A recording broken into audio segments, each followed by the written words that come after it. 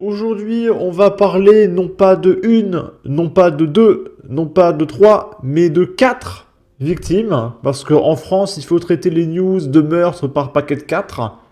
Et on va commencer par Willem, artiste et père de famille qui a été battu à mort par cinq jeunes déjà connus de la justice il y a quelques années. Et le verdict est en train de tomber aujourd'hui en 2024. Il a fallu 3 ans pour juger un mec pour meurtre. Pourquoi pas? C'était à Saint-Jacques-de-la-Lande. Bachir Ben Chouika est un jeune homme mince, à l'allure fière, dans le box de la cour d'assises d'Ille-et-Vilaine. Un temps algérien, il se dit aujourd'hui tunisien. D'abord né en 2003, quand le fait d'être mineur et donc protégé en France l'arrangeait, il avoue finalement avoir 24 ans. Donc le mec, il est algérien, en fait non, je suis tunisien, mais je suis mineur, mais en fait non. Donc ça, c'est une chance pour la France aux petits oignons, d'accord? Son identité elle-même a longtemps évolué en fonction de son parcours de vie chaotique, de sa dérive délinquante sur le sol français. Depuis jeudi, il comparait avec 4 autres jeunes pour le meurtre de Willem Houssin, ce musicien bohème âgé de 49 ans, sauvagement tué à coups de pied dans la tête. Vendredi, confronté à ses contradictions, voire à ses mensonges, celui qui apparaît comme l'un des principaux mis en cause a fendu l'armure. J'ai tué un père de famille et je l'assume, lâche Bachir Ben Chouika. Je vais payer et finir ma vie en prison. Alors non, ne t'inquiète pas, en France, la perpétuité c'est 20 ans, si tu te comportes bien, dans 15 ans t'es dehors, t'as 24 ans, à 39 ans tu vas vivre ta meilleure vie, vu que t'auras jamais bossé parce que t'étais en prison, tu toucheras l'ASPA à la retraite, 1 000 € par mois, t'inquiète pas, ça va bien se passer. Le jeune homme, dont l'expert psychiatre pointe la personnalité égocentrique, antisociale et peu empathique, a-t-il changé après 3 ans de détention provisoire? Ses multiples incidents en prison, injures, frictions avec les surveillants et les codétenus, le feu à sa cellule, parce que oui, il a foutu le feu à sa cellule, ne vont pas dans le sens d'une prise de conscience. Vous avez quand même menacé d'égorger un surveillant, relève Nicolas Léger. Le président de la cour d'assises. Alors moi, je serais un peu inquiet si le juge s'appelle Monsieur Léger. Ah, ça donne un petit peu une idée de son laxisme judiciaire, d'accord? Et du coup, il est interloqué par un tel comportement de la part d'un mis en examen pour meurtre. Les réquisitions sont tombées au procès des jeunes accusés du meurtre de Willem. Jusqu'à 20 ans de prison. La famille de la victime a livré des témoignages poignants, dénonçant une violence inouïe. Il jouait au football avec la tête de mon fils, a déclaré son père sans haine. Au tribunal de Rennes, l'atmosphère est lourde dans la cour d'assises des mineurs ce jeudi 24 octobre 2024.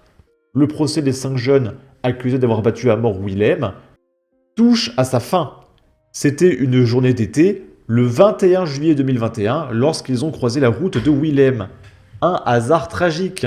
10 secondes ont suffi pour lui ôter la vie. Ce jour-là, Willem accompagnait une amie venue visiter un appartement près de Rennes. Perdus, ils demandent leur chemin à un groupe de jeunes. En quelques secondes, une explosion de violence s'abat sur Willem. 10 secondes de coup, c'est le temps qu'il aura fallu pour tuer ce père de famille. Donc Willem, il a juste demandé sa route, mais les mecs n'ont pas apprécié qu'on leur adresse la parole. Et donc, légitimement, ils l'ont tué. Voilà, gratuitement, alors qu'il a juste demandé son chemin. L'avocat de la famille, Jade Doucelin, ouvre sa plaidoirie en mimant ce terrible décompte. 10 secondes pour massacrer un homme qui n'avait rien fait d'autre que de poser une question. Les faits se sont déroulés sous l'œil d'une caméra de surveillance, un déchaînement de violence, une brutalité qui laisse sans voix. La famille de Willem, elle, choisit la dignité pour raconter la vie brisée de cet homme. Le père de Willem prend la parole ému, mais calme. Je viens sans haine. Il parle de son fils, cet homme qui souffrait d'une maladie incurable, la gentillesse. Son fils n'aurait jamais fait de mal à personne. Avec une voix posée, il dépeint l'horreur des faits. Ces jeunes jouaient au football avec la tête de mon fils. Ils criaient penalty. L'indicible est gravé dans sa mémoire. Face à la défense qui avait évoqué une consommation excessive de substances pour expliquer la violence, le père balaye cette excuse. Les produits rendent calme, pas violent, lance-t-il. Puis il termine, notre vie a changé, il me manque terriblement. Et là, on a une petite vidéo de Willem qui fait un peu de guitare.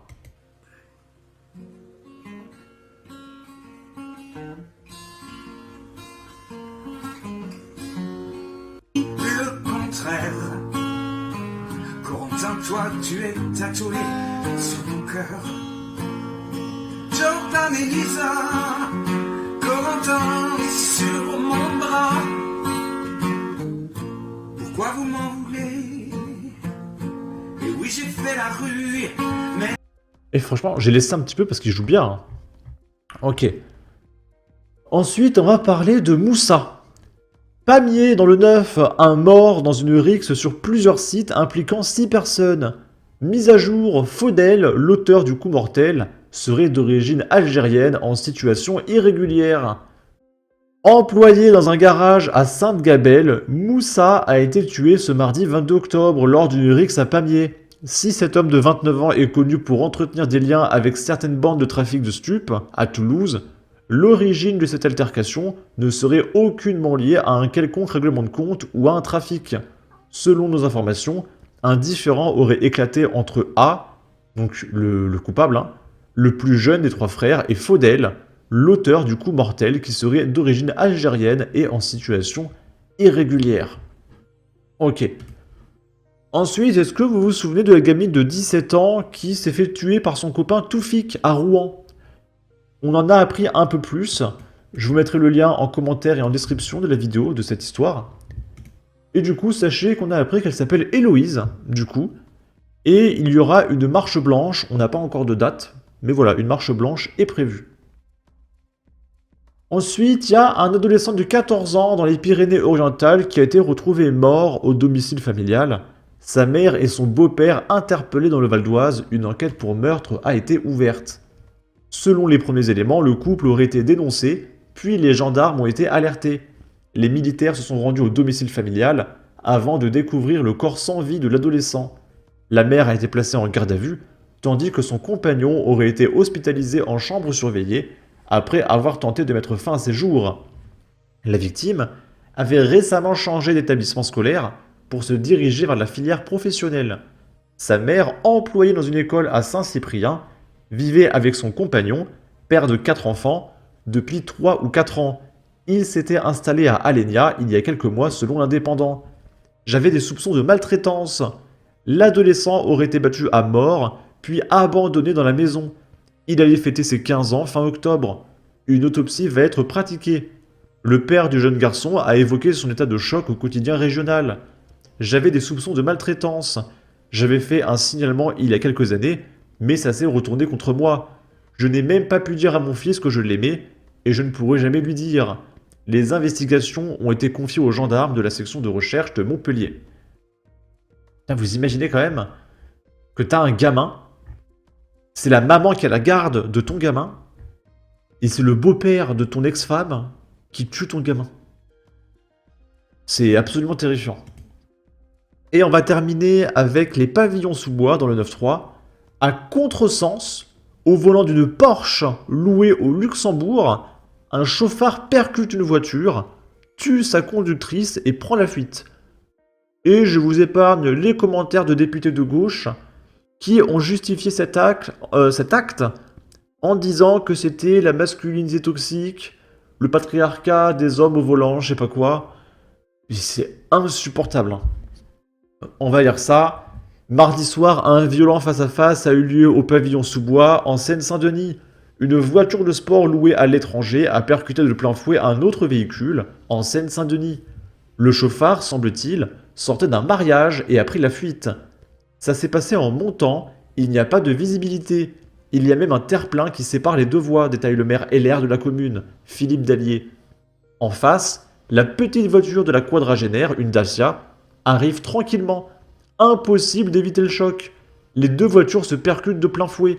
La vitesse n'a laissé aucune chance à la conductrice. La Porsche impliquée dans l'accident serait en fait une voiture de luxe louée et immatriculée au Luxembourg. Selon une source proche de l'enquête, depuis plusieurs années, et notamment lors de mariages en Île-de-France, on a vu fleurir les grosses cylindrées louées à l'étranger, et notamment dans les pays de l'Est, en Allemagne, au Luxembourg, puis plus récemment en Pologne. Dans le véhicule, le conducteur aurait laissé une pièce d'identité, grâce à laquelle on apprend que ce dernier ne serait en réalité pas originaire de la région parisienne, mais de Cagnes-sur-Mer dans les Alpes-Maritimes. Voilà. Eh bien écoutez, n'hésitez pas à donner votre avis, votre opinion, à partager, liker, commenter, ça aidera au référencement de la vidéo sur YouTube. Abonnez-vous, suivez-moi sur Twitter, prenez soin de vous, salut!